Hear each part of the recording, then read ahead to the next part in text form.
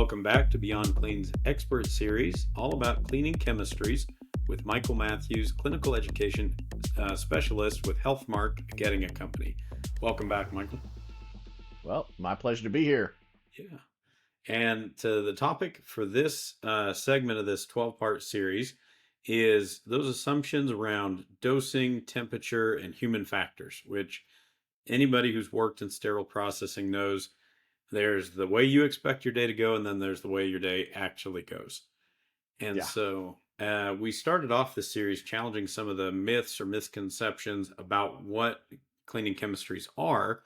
But another one you see a lot with dosing is if a little bit of enzymatic detergent is good, a lot more must be a lot better, right?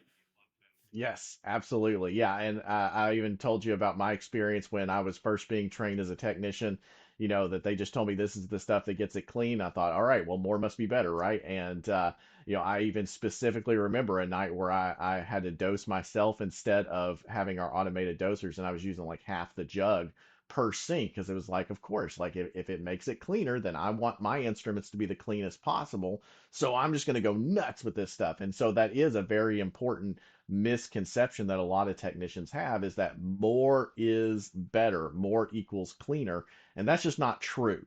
And so I think that is one of the biggest mistakes that I see technicians making is they use too much, and that use of too much not only is it a financial waste because I mean enzymatic and your detergents they're not the most expensive thing in your budget, but they aren't cheap, and you can't afford to just waste them. And so if you are using way too much, number one, that's just a flat out waste of money.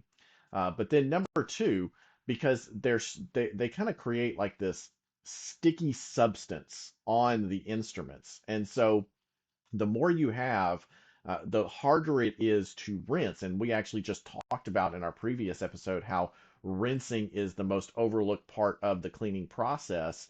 And it's very difficult to know if you're even doing it effectively. And so, if you are using too much enzymatic, you're making that rinsing process, which is probably already not adequate, you're making it even more difficult to get that adequate rinsing done.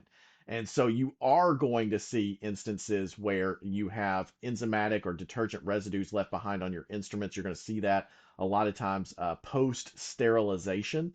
And the way that happens is it's got that residue that's left behind. You can't see it because it's uniformly over the surface. But when all that steam in the autoclave hits that instrument, it kind of picks that residue up and then moves it off onto other things. And that's where you see it start to pool up in areas like if you're using tray liners or autoclave liners, those white absorbent areas, you'll see like they'll make these little outlines of the instrument sets and of the instruments. So like, where did that come from? Or on the paper part of my peel pack, it'll be like the shape of an instrument. Say, where did that come from? Well, that's what happened in the autoclave. The steam picked up that residue that was left behind and then just kind of moved it off the instrument and boom. And again, like that all comes from having just too much detergent in either your manual cleaning or your automated washer or both.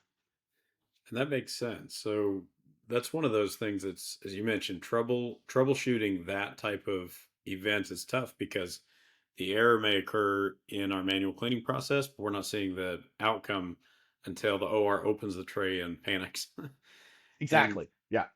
now, what are the consequences of dosing too little or not enough detergent Yeah. when we're doing cleaning? That one's a little bit more straightforward, right? Because Hmm. the detergents and the cleaning chemistries are there to clean, right? And that's the part that we can typically see very quickly.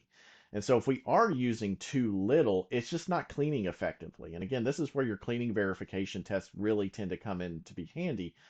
Because inside the washer, we just assume that the washer is kind of like this magical machine, and then you just magically gets everything off.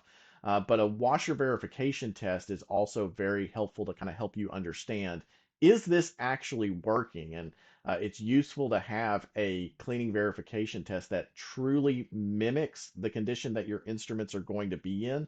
And really is a challenge for the washer to be able to clean. And I think I know this isn't a cleaning verification series, but I do think it's important to understand that the purpose of cleaning verification is to challenge your system. And that's a mistake that we see a lot of times from technicians is they just want to check the box. They just want to, run this through, pass it so they can move on and do the rest of their work for the rest of their day. And what they don't understand is that if your cleaning verification doesn't provide an adequate challenge, it's not going to tell you if the cleaning properties are actually working or not. And does that apply, that same principle apply to temperature as well as our dosing, like our dilution ratio?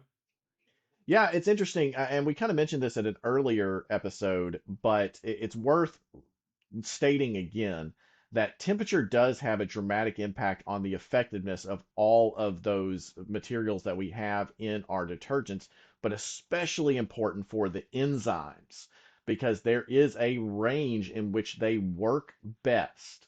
And generally speaking, that range is about 90 to 120 degrees. Now, again, it's going to depend on who your manufacturer is, and that's probably one thing you want to evaluate as you're choosing which chemistry you're going to use.